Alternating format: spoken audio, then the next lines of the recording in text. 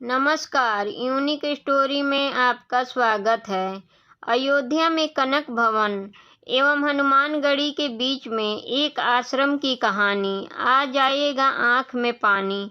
श्री अयोध्या जी में कनक भवन एवं हनुमानगढ़ी के बीच में एक आश्रम है, जिसे बड़ी जगह अथवा दशरथ महल के नाम से जाना जाता है। काफी पहले वहाँ एक संत रहा करते थे, जिनका नाम था श्री राम प्रसाद जी। उस समय अयोध्या जी में इतनी भीड़ भाड़ नहीं होती थी, ज़्यादा लोग नहीं आते थे। श्री राम प्रसाद जी ही उस समय बड़ी जगह के कर्ता धर्ता थे। वहाँ बड़ी जगह में मंदिर है, जिसमें पत्नियों सहित चारों भाई श्री राम, श्री लक्ष्मण, श्री भरत एवं श्री शत्रुघ्न जी एवं हनुमान जी की सेवा होती है। चूँकि सब के सब फक्कड़ संत थे, तो नित्य मंदिर में जो भी थोड़ा बहुत चढ़ावा आता था, उसी से मंदिर एवं आश्रम का खर्च चला करता था। प्रतिदिन मंदिर में आने वाला सारा चढ़ावा एक बनिए को, जिसका नाम था पलटू बनिया, भिजवाया जाता था। उसी से थोड़ा बहुत जो भी राशन आता था, उसी का भोग प्रसाद बनकर भगवान को भोग लगता था। और जो भी संत आश्रम में रहते थे, वे खाते थे।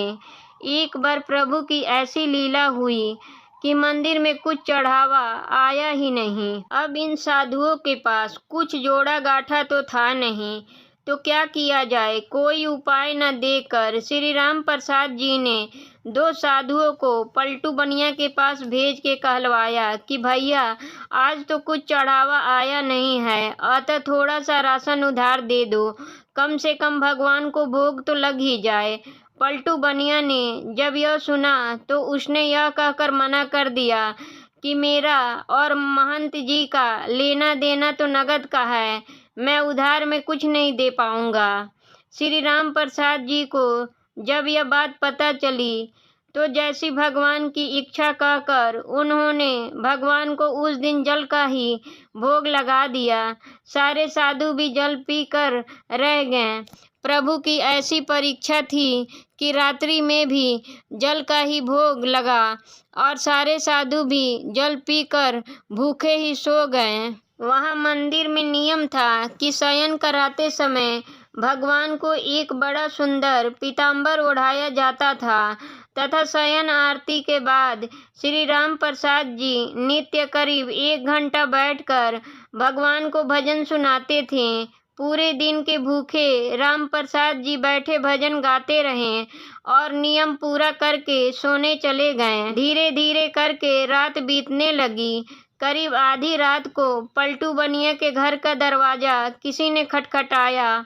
वो बनिया घबरा गया कि इतनी रात को कौन आ गया। जब आवाज़ सुनी तो पता चला कुछ बच्चे दरवाजे पर शोर मचा रहे हैं। अरे पलटू पलटू सेठ, अरे दरवाज़ा खोल।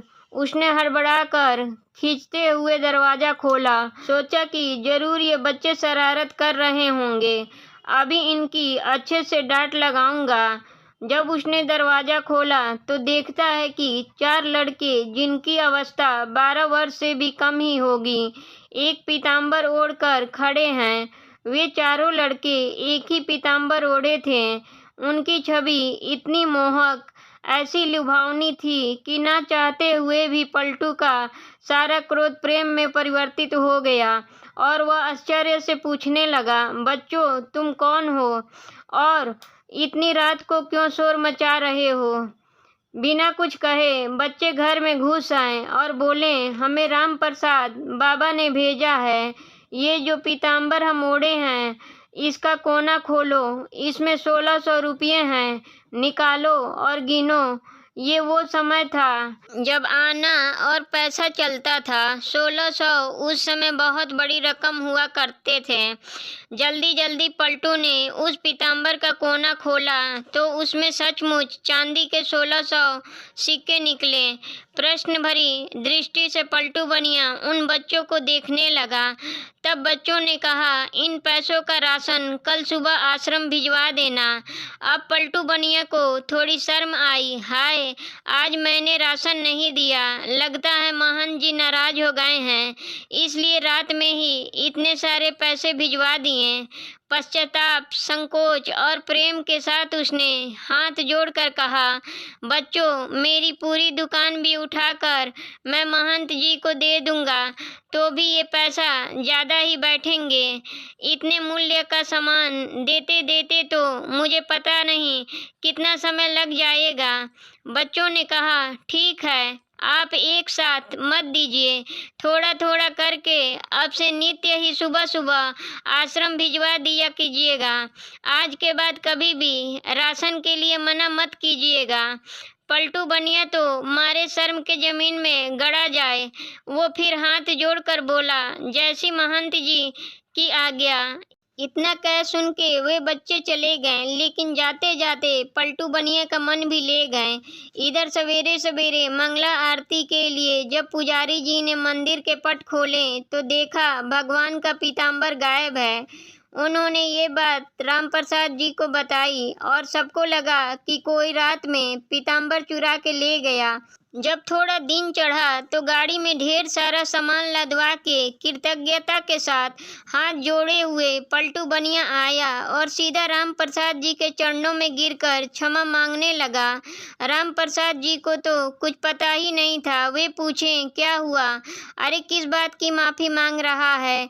पर पलटू बनिया उठे ही ना और कहे, महाराज, रात में पैसे भिजवाने की क्या आवश्यकता थी?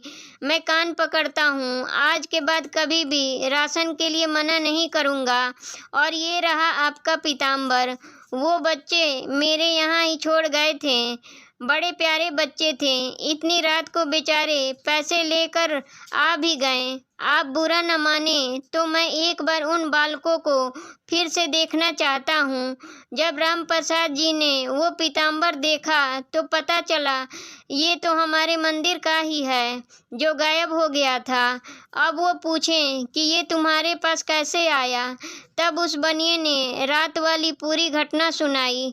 अब तो राम प्रसाद जी भागे जल्दी से और सीधा मंदिर जाकर भगवान के पैरों में पकड़कर रोने लगे कि हे भक्त वत्सल, मेरे कारण आपको आधी रात में इतना कष्ट उठाना पड़ा। कष्ट उठाया सो उठाया, मैंने जीवन भर आपकी सेवा की, मुझे तो दर्शन ना हुआ और इस बनिए को आधी रात में दर्शन देने पहुंच गए। जब पलटू बनिया को पूरी बात पता चली तो उसका हृदय भी धक से होके रह गया कि जिन्हें मैं साधारण बालक समझ बैठा वे तो त्रिभुवन के नाथ थे। अरे मैं तो चरण भी ना छू पाया। अब तो वे दोनों लोग बैठकर रोए। इसके बाद कभी भी आश्रम में राशन की कमी नहीं हुई। आज तक वहाँ संत सेवा होती आ रही है। इस घटना के बाद ही पलटू बनिया को वैराग्य हो गया और यह पलटू बनिया ही बाद में श्री पलटू दास जी के नाम से विख्यात हुए। श्री राम प्रसाद जी की व्याकुलता उस दिन हर क्षण के साथ बढ़ती ही जाए और रात में शयन के समय जब वे भजन गाने बैठे तो मूर्छित होकर गिर गए। संसार के लिए तो वे मूर्छित थे, किंतु मूर्छावस्था में ही उन्हें पत्नियों सहित चारों भाइयों का दर्शन हुआ और उसी दर्शन में श्री जानकी जी ने उनके आंसू पोंछे तथा अपनी उंगली से इनके माथे पर बिंदी लगाई, जिसे फिर सदैव इन्होंने अपने मस्तक पर धारण करके रखा। उसके बाद से इनके आश्रम में बिंदी वाले तिलक का प्रचलन हुआ। वास्तव में प्रभु चाहे तो ये अभाव, ये कष्ट भक्तों के जीवन में कभी न आए, परंतु प्रभु जानबूझकर इन्हें भेजते हैं ताकि इन लीलाओं के माध्यम से ही जो अविश्वासी जीव हैं वे सतर्क हो जाएं, उनके हृदय में विश्वास उत्पन्न हो सके।